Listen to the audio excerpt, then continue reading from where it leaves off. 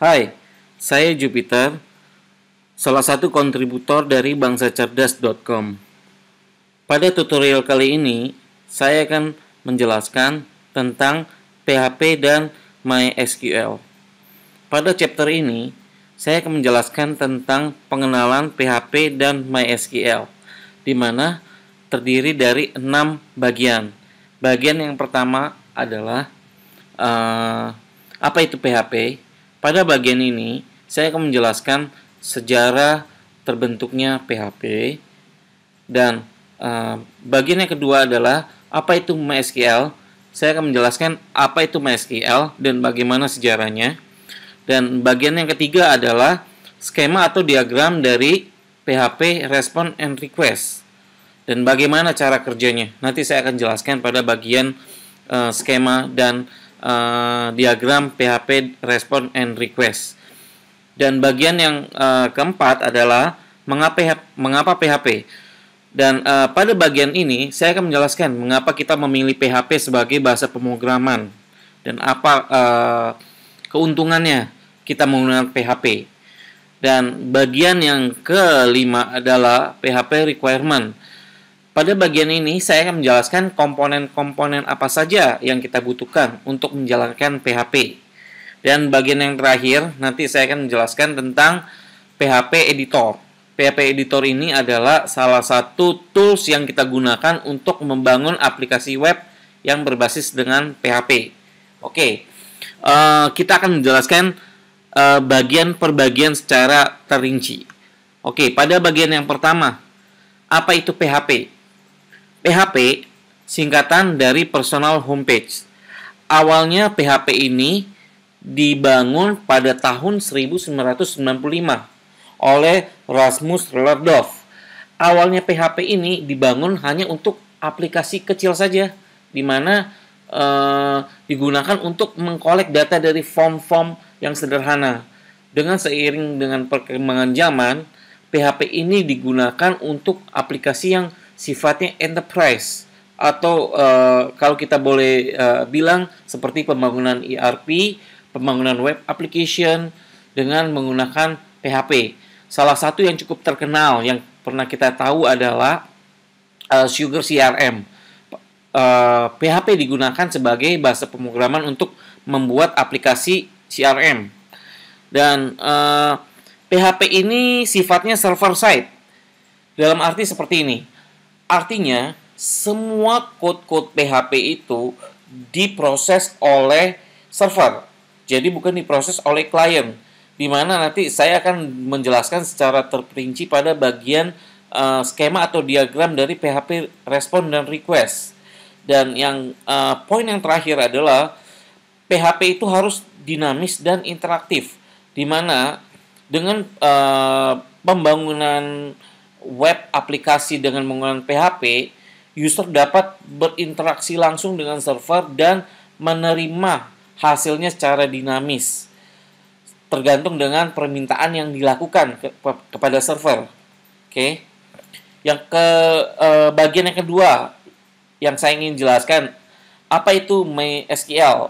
MySQL adalah salah satu RDBMS yang cukup terkenal di dunia. RDBMS itu adalah relasi database management system, di mana database itu berbasis dengan relasi. Nanti saya akan menjelaskan lebih lanjut tentang MySQL pada pelatihan selanjutnya tentang MySQL tersebut. Dan biasanya MySQL itu digunakan untuk pembangunan website. Dan MySQL itu berjalan di server. Dan MySQL itu sifatnya client server, di mana aplikasi MySQL itu dapat diinstal di dalam server dan dijalankan di klien. Contohnya klien itu kita panggil komponen MySQL-nya. Nanti saya akan jelaskan pada bagian pelatihan di MySQL tersebut. Umumnya MySQL itu lebih ringan dan sangat powerful. Dan MySQL itu free, gratis. Itu yang paling penting. Dan poin yang terakhir, MySQL itu open source.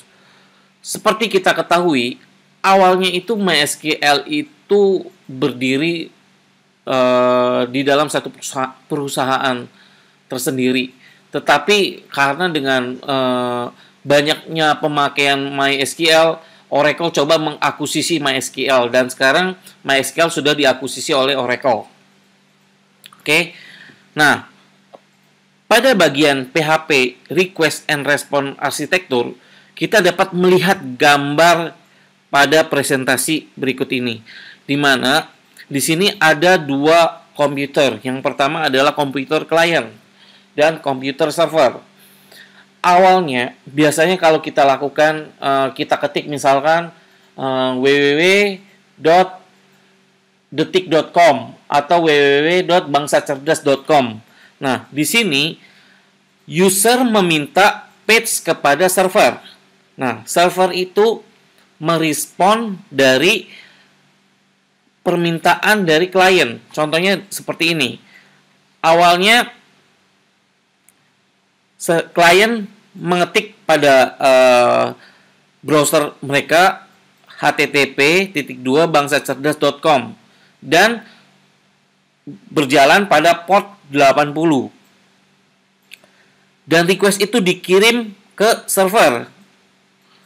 Dan di server itu biasanya diinstal Linux sebagai operating system, Apache sebagai web server, MySQL sebagai database server, dan PHP sebagai scripting language-nya. Nanti saya akan menjelaskan komponen-komponen yang ada di sini. Mungkin bagi teman-teman yang masih awam, nanti saya akan menjelaskan lebih lanjut tentang komponen-komponen yang ada di sini. Oke, selanjutnya dari hasil request server tersebut, maka akan dikembalikan berupa respon sebagai HTML page atau halaman HTML. Halaman HTML itu biasanya terdiri dari HTML plus JavaScript plus CSS. Nanti saya akan jelaskan lebih lanjut mengenai contoh request dan respon arsitektur. Yang pasti di sini adalah gambaran umum bagaimana caranya PHP itu bekerja. Oke, kita lanjut lagi ke bagian mengapa PHP? Mengapa kita gunakan PHP? Ada banyak alasan mengapa kita gunakan PHP. Yang pertama adalah PHP itu berjalan di banyak OS platform. Contohnya dapat berjalan di Windows, Linux, dan Mac OS. Kalau kita kembangkan web menggunakan ASP.NET, itu mungkin hanya jalan di satu platform saja, contohnya Microsoft, Windows, contohnya. Tetapi dengan PHP, itu bisa jalan di banyak platform atau multi-platform. Itu sudah merupakan salah satu keunggulan dari PHP.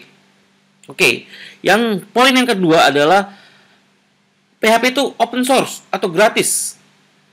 Nah, itu yang paling penting.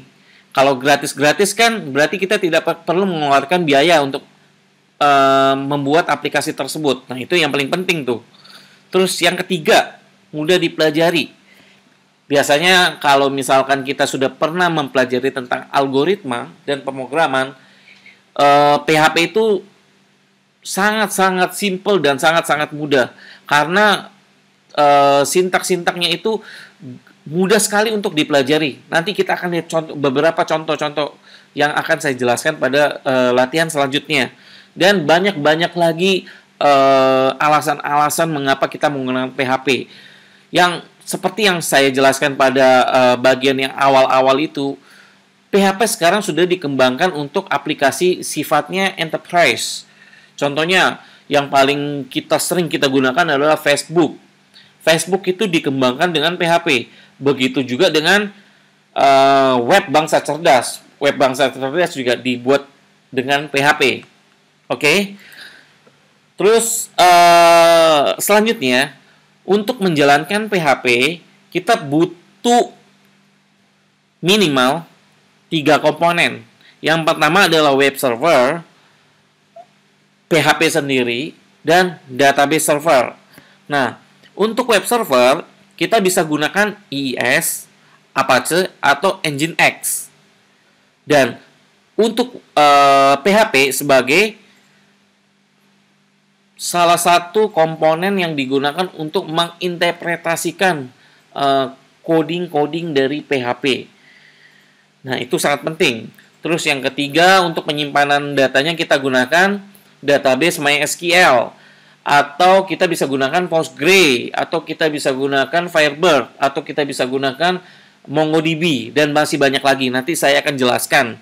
Nah, untuk 3 komponen ini biasanya sudah dibundle. Yang pertama, biasanya kita kenal sebagai LAM. LAM itu adalah Linux, Apache, MySQL, dan PHP. Dan ada juga Exam yang berjalan di OS Windows, Mac OS, dan Linux juga dia bisa jalan. Dan MAM juga cross platform. Dan yang paling baru adalah ARMS. ARMS ini nanti kita akan coba, saya akan jelaskan pada sesi yang kedua bagaimana kita menginstal ARMS tersebut. Dan masih banyak lagi, Anda bisa cari sendiri referensinya di internet. Tapi saya lebih menyarankan Anda gunakan Exam atau ARMS. Itu sudah sangat-sangat powerful bagi teman-teman semua. Oke. Yang terakhir adalah PHP editor.